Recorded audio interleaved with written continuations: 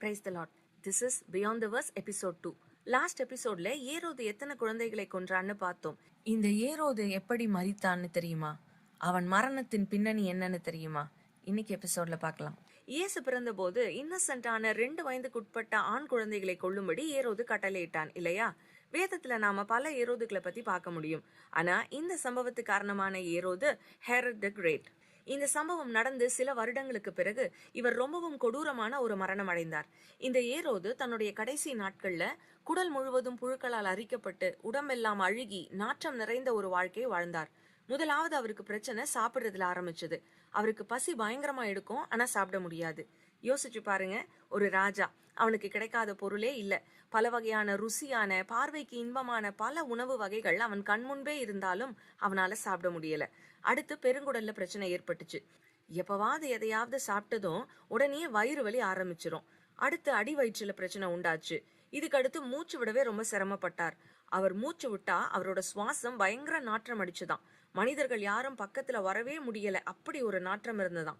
முழங்கால்களுக்கு கீழே இருக்கிற கால் பகுதிகள்ல அங்கங்க பெரிய பெரிய தண்ணீர் கொப்புளங்கள் உண்டாகி அவை தானாகவே உடைந்து அதிலிருந்து நாற்றம் மிகுந்த நீர் வடிய ஆரம்பிச்சது.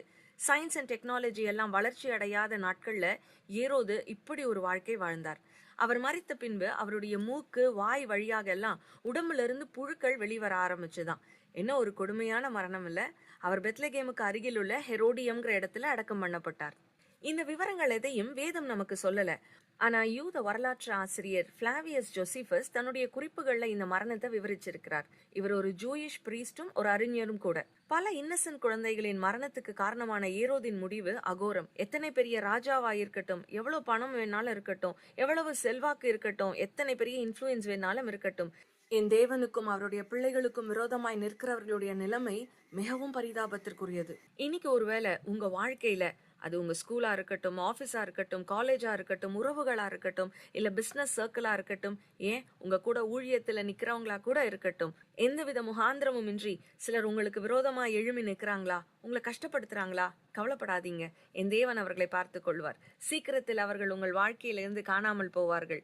நீங்கள் தேடியும் அவர்களை காண மாட்டீர்கள். தன்னுடைய பிள்ளைகளுக்காக வைராக்கியமாய் நிற்கிற அன்பு தகப்பன் அவர் உங்களுக்காக வைராக்கியமாய் எழும்புவார். பியாண்ட் தி வர்ஸ் நெக்ஸ்ட் எபிசோட்ல வேற ஒரு வேத பின்னணியோடு மீண்டும் சந்திப்போம். இந்த மெசேஜ் உங்களுக்கு பிரயோஜனமா இருந்தா மத்தவங்களுக்கும் ஷேர் பண்ணுங்க. ஆமென்.